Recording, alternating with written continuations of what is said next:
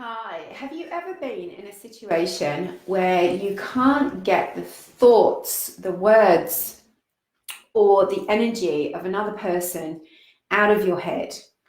It's as if that person has written into your brain cells or has somehow brainwashed you so that you feel like you're either thinking about them all the time or you're thinking about something that they said or did all the time.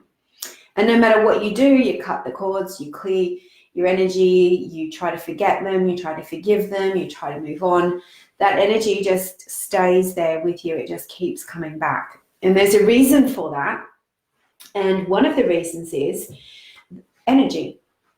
And we have to remember that energy goes where your thoughts go.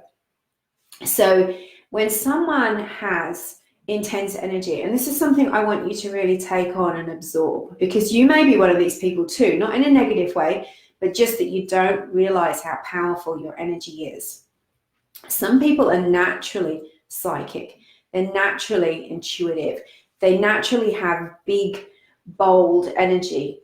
And when people who have got a natural psychic tendency, but it's unharnessed, they haven't mastered it yet, they can easily bowl other people over with their energy and their thoughts. And if an individual's energy and thoughts are focused on getting their own way, could be even in a good way, really ambitious, really keen on another individual, or maybe they just are trying to, a little bit anxious and they're trying to control the world a little bit, trying to control the outcome.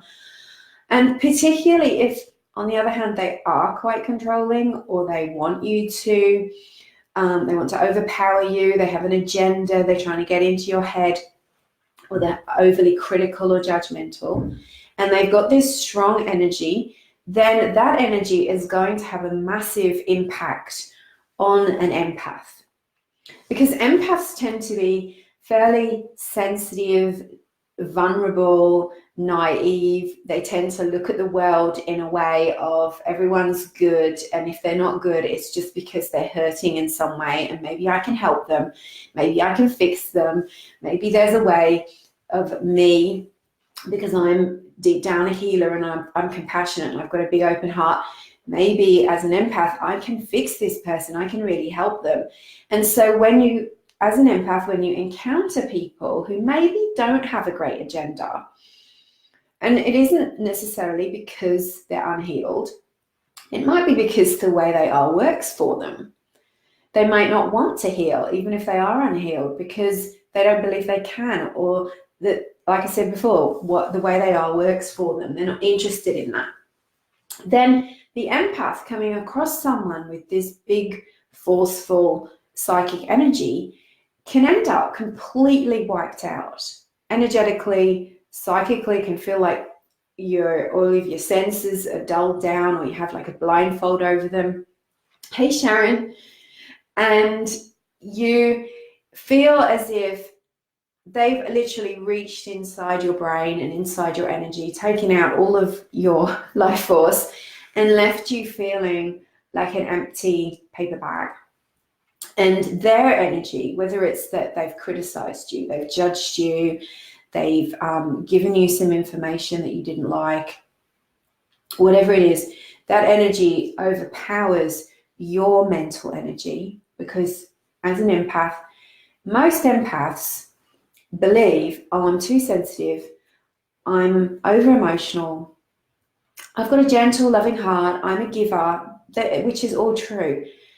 They're not too sensitive, but they believe that that is the way it is, that they can't change. And while it's true, you can't change your sensitivity, you can't turn it down and become a person who's hardened to the world. That's not going to happen to you. If you try to do that in an unhealthy way, then it's going to sabotage you. You're going to feel even worse. But you can learn energy skills, you can learn skills to manage your energies so that you've got better boundaries and you're not so easily intruded on by others. So the first thing is, remember that you don't have to suffer. You're not meant to be a victim. You're not meant to just say, oh, well, this is the way it is, and that's the way it is. But because most empaths believe that's the way that they are and they can't change, they have zero defenses up against people that have negative agendas. And you tend to be always looking for the good in people, which isn't a bad trait, okay? It's good to have that compassion, that love, to see the world through the eyes of love. But it's also good to be discerning and to trust your intuition and to listen to and watch the signs when something isn't right for you. And one of the signs is when you feel bowled over by someone's energy, when someone keeps pushing their opinions and those opinions don't feel good and they don't make you feel good about yourself, or when you just feel like when someone comes in and then they leave, you've got zero left, or you're left feeling irritable, grumpy, flat, as if somehow all of your confidence has been sucked out of you, then those are all signs that the person that you're interacting with is not necessarily on the same page as you, and that it is not an invitation to go in closer and see if you can fix it. It's actually an invitation to put your shields up and to engage your inner GPS, your intuition, and go, okay, is this someone I need to avoid, or is this someone that I need to come closer to? And for some reason, us empaths tend to have an automatic override where we ignore the intuition and go in closer to the toxic people instead of backing right off. So I've had two situations recently to help people, and both of them were very, very similar, and that's why I thought I'd share them with you without sharing the details of the people that I worked with. So one was something that I've heard a lot of, and it's also happened to me in my younger years before I took up as a professional energy therapist and angel medium, is that this person met a psychic, a person that was presenting themselves as a tarot reader, a psychic healer, and they were in a vulnerable place in their life, the person that I'm talking about, and they met up with this psychic person to have a reading to find out if what was going to happen and what they should do, which is something that we all do.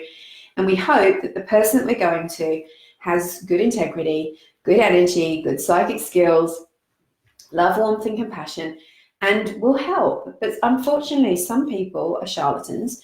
Some people have got great psychic skills, but they literally are unharnessed and they have not done the work on themselves. So if you can imagine somebody that's really great psychic, but hasn't done the work on themselves to heal trauma, to heal pain, to heal bitterness, resentments, everything that they see would be tuned into it would tune into the messages, but these messages would come through the filter of fear. The other thing that can happen with psychics that are untrained or unharnessed or have low integrity is that they're not talking to the right spirits. So they're could be talking to anyone, really. If you just sit there with your cards and you don't say, okay, I invoke the Archangel Michael, I invoke the Spirit of God, I invoke the white light before you start a reading, then how the heck do you know who you're talking to? You could be talking to somebody's great uncle Bob who didn't have a good life. You could be talking to somebody who was evil in their life and is just messing with your brain. You could be talking to lower spirits. You could be talking to anybody. You just do not know unless you protect your energy and you protect the reading. And so unfortunately, some people do not protect, and they get psychic messages which are not necessarily accurate because they're not coming from the right source. So if it's coming from the source of negativity, the whole reading is going to be negative. And unfortunately, this is what happened to this person. They had a reading that gave them frightening and negative predictions about their life. And this person has been living in anxiety for years since this happened, to the point that this person's had anxiety attacks, and they have almost created the self-fulfilling prophecy because they have decided that maybe they're not good enough to pursue their dreams or to do the thing that they are meant to do, or that they wanted to do with all of their heart's desire. And so this kind of negative energy has become a burden, and the thoughts of this person that they met, which obviously this person was psychic to a point, or carried strong energy is a better way to put it. This energy has been carried with them, and it's been imprinted into my client's mind. and to the point now that they don't know what to trust and what not to trust. And so that's an example of how other people's negative energy can enter your own energy. And what I want you to think about is the fact that energy isn't just energy, okay? There's neutral energy. There is energy out there that is really good, really negative. There's energy that affects you on the body level. There's energy that affects you on the mental level. And it's the mental level energy that we have to be careful of, because our thoughts create our experiences. If we are connected to negative energy, have you noticed that if you are around negative people, that can literally start to affect the way that you think? Like sometimes after talking to some people in my personal life, I've noticed in the past that I have like an energy hangover for a couple of days where I'm like, that kind of dropped me down a little bit. And that was when the angels taught me about mental energy and how it affects you. So it's literally a transference of what this person has created. And it looks like a big black ball of cloud, let's say. And it gets placed over your crown chakra, your third eye chakra, and it starts to mingle with your mind energy. And it's a little bit like a mind virus where it's like you've caught the flu, but in your brain, in your mind. You start to absorb the thoughts, the limitations, the fears, the beliefs, the negative expectations, and the projections of whoever you've been closely connected with. And that is tenfold if you're around someone who's got strong psychic energy.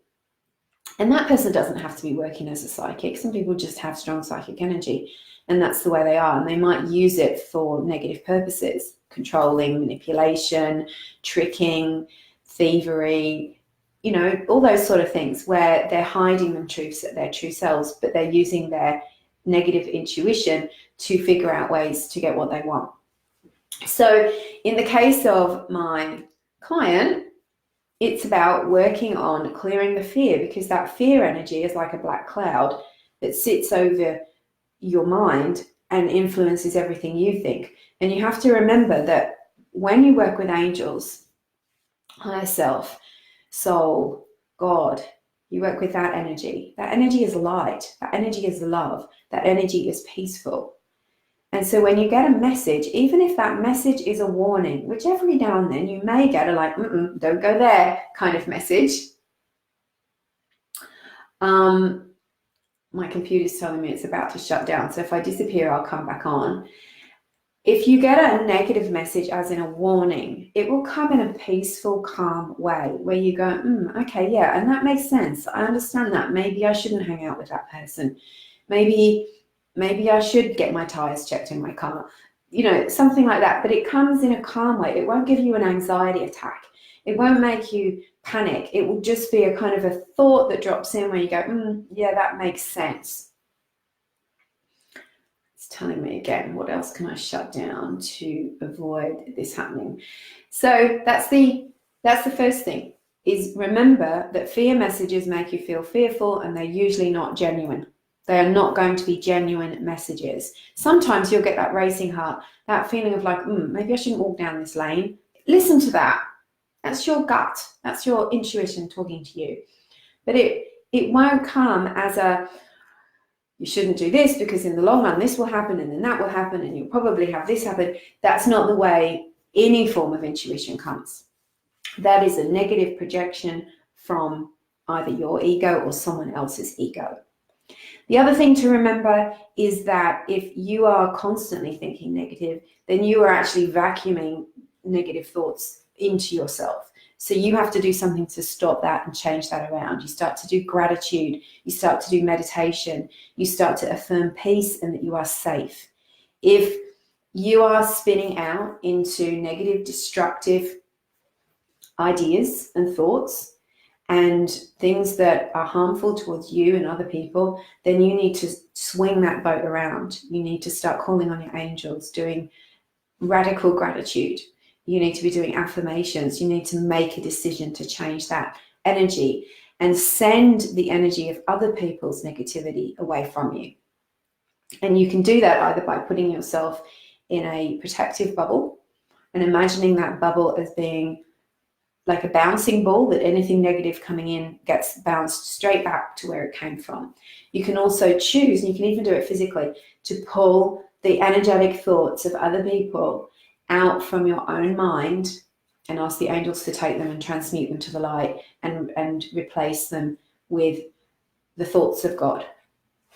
Positive, high energy, high frequency thoughts that will lead you in the direction that you are meant to go. So the other person that I was speaking to is somebody that also is influenced by some negativity, where they went through a difficult time and in their workplace, and at their workplace they were criticized, they were judged, and that left them, they left the job, but it left them feeling a couple of years later that they had no power, that they were afraid to start a new job in case they get the same thing happen, and feeling sort of stuck in that pattern of, am I really good enough? Because the thoughts of those people were still influencing their mind. And we did a simple energy clearing, pulled away all of that. I call that psychic attack, when other people's critical energy has come into your energy field, pulling that out with the help of the angels and replacing it with a higher vibration. But there's one thing that you need to do, and this is something, when I worked with an Indigenous shaman in Northern Australia, he was somebody that was famous. He's been on TV documentaries, he's been written about, and people travel from all over the world to see him with cancer and all kinds of things, and he literally pulls the disease out of people. I spent some time with him, and he said to his customers as they left, is now it's up to you.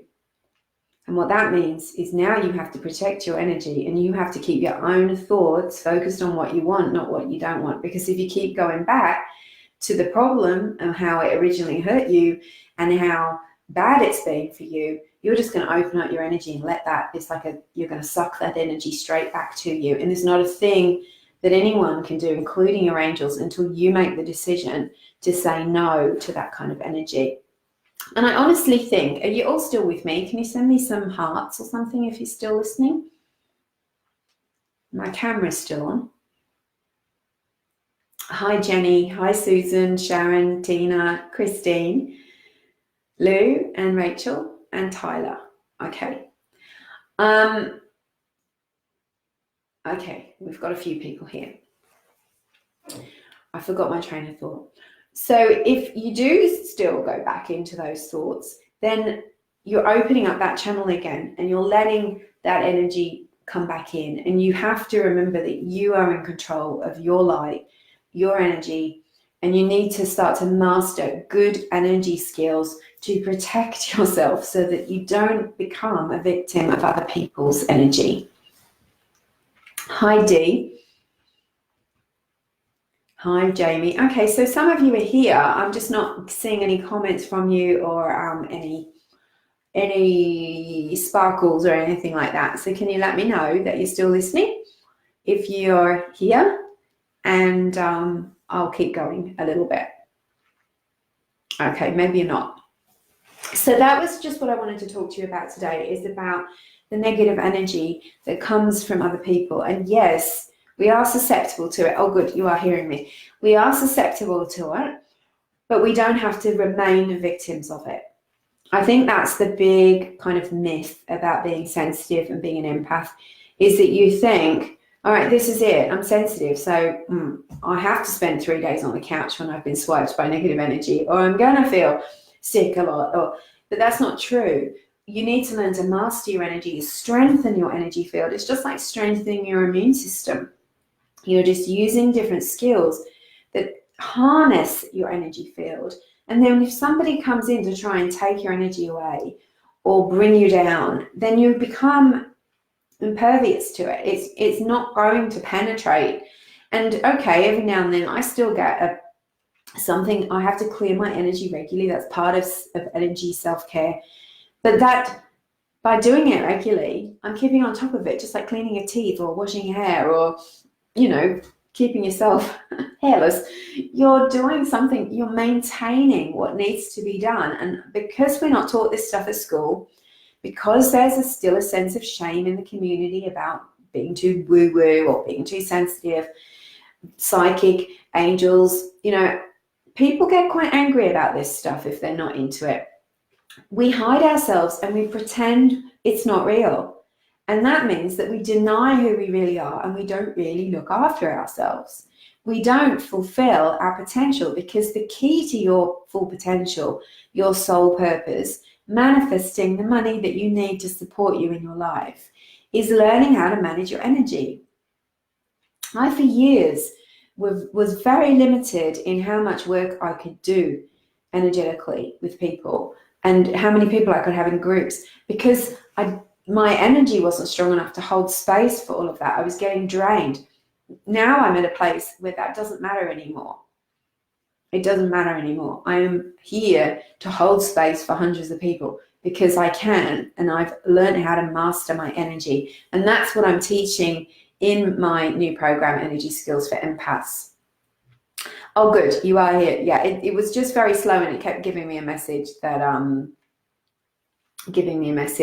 So I was talking about these two people that have come to me recently that were suffering because of other people's energy and how that had imprinted on them. And this is something that's common for all of us.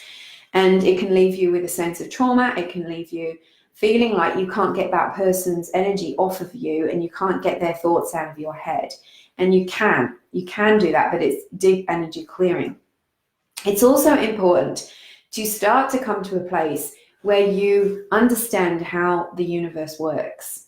If you live in fear and say, I can't become successful, I can't have what I want because I haven't got what it takes, or I'm not good enough, or the universe isn't giving it to me, or I'm going to wait and see what happens, or what if those negative people are right, what if my doubts are right, then you're not actually successfully interacting with the universal energy.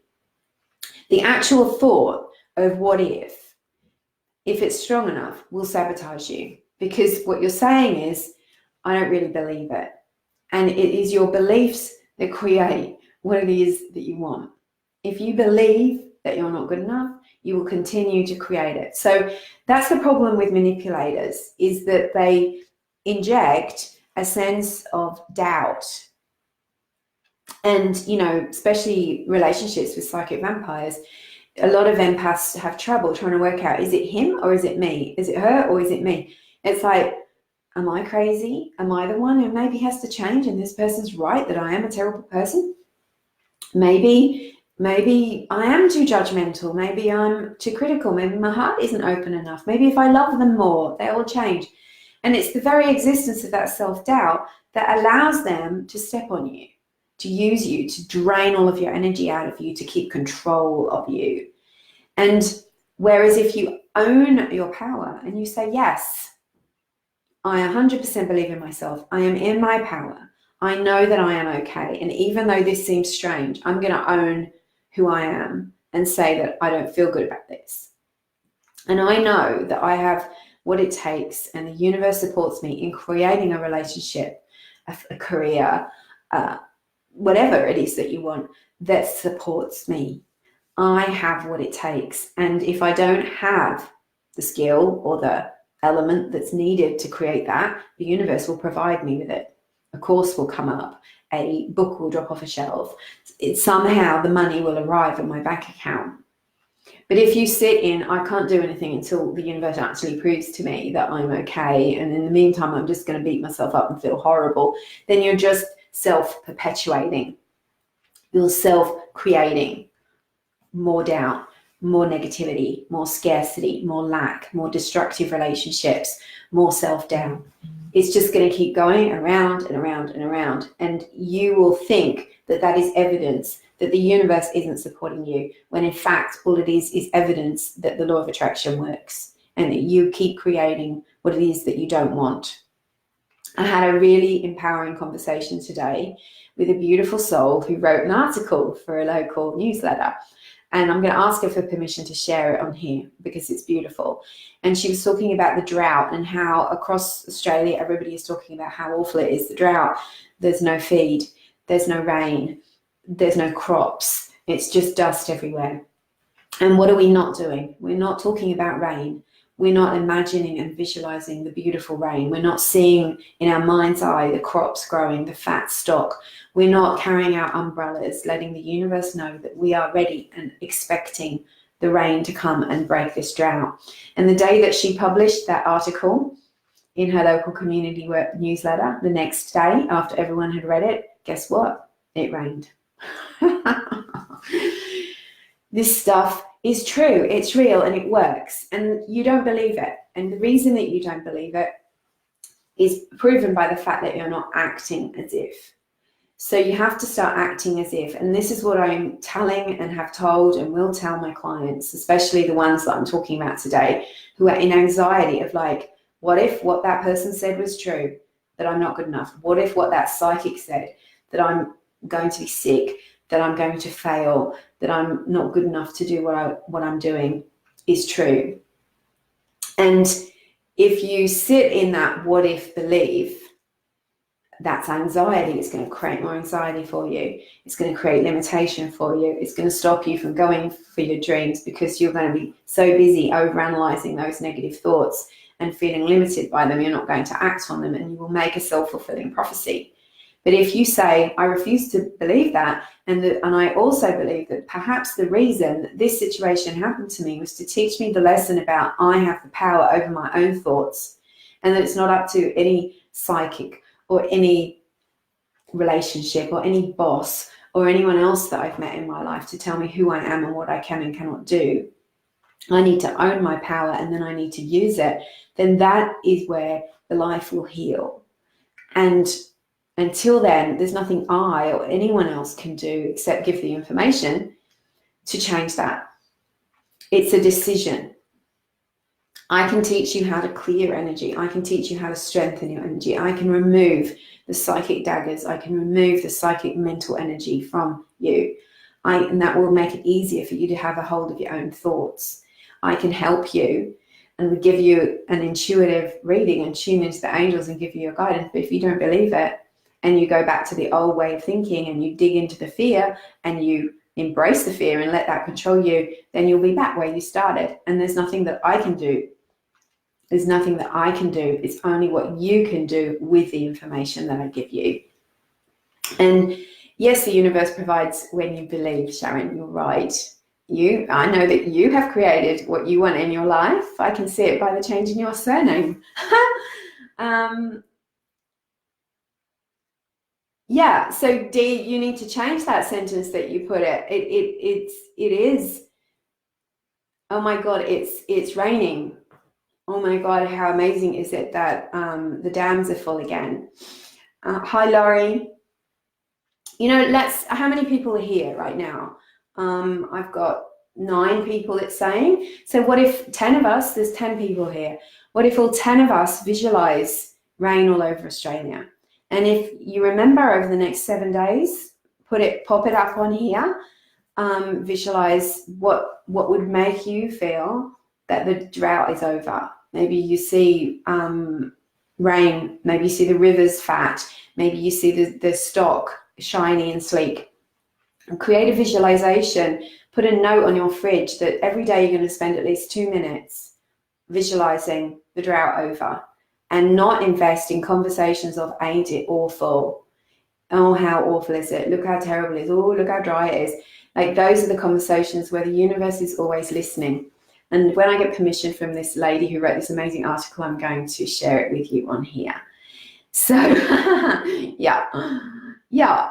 So we're all learning. All right, lovelies, thank you so much. It's Friday, so I just wanted to come on and say happy Friday. I'll pull you a quick card and then I'll be gone. I didn't mean to be on so long. I'm going for my walk. I've done my readings for the day and seen my clients. I've still got spaces on my Energy Skills for Empaths program. This card is Trust the Niggle. What's the niggle trying to tell you? What is the niggle trying to tell you? What energies do you need to clear? What do you need to learn? What is it that has been at you for a long time that you keep procrastinating and putting away and putting your attention on things that don't really matter?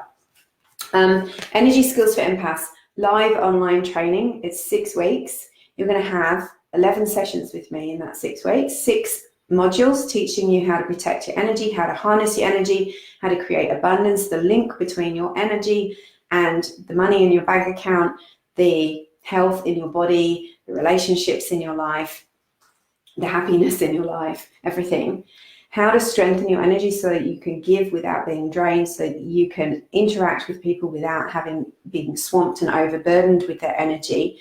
I'm going to teach you how to activate your intuition, because when you're being constantly bombarded with energy, your intuition suffers. And so that you can own your power and that you are not going to be a victim of other people's energy all the time. Think about, what am I attracting right now? So you'll have 6 modules of that. We're working on this lifetime and past lives as well, with healing your witch wounds, helping you to no longer attract psychic vampires. And then I've got 4 healing circles. So you get 60 minutes of a healing circle. It's a group, but I'll be workshopping your issues, laser healing with each of you. What I mean by that is focusing on people individually on the group. Deep energy detox, divine love activation with Mother Mary and Archangel Chamuel, clearing the obstacles to success with Archangel Gabriel and Ganesh. It's 4 healing circles and 1 Q&A mentoring session as well. And there's payment plan. We start on October 22nd for 6 weeks on a Tuesday evening Australia time. And we finish with the final session, which will be Thursday, the 28th of November, which will be the Q&A session. And if you'd like to know more, then PM me if you'd like to be a part of this. I'm already selling places and I haven't even got a Facebook page yet. Let me know, because it's limited. I don't want a huge group for this. I want a nice small group of people who are plugged in and ready to do the healing and learn these advanced skills. Angel blessings.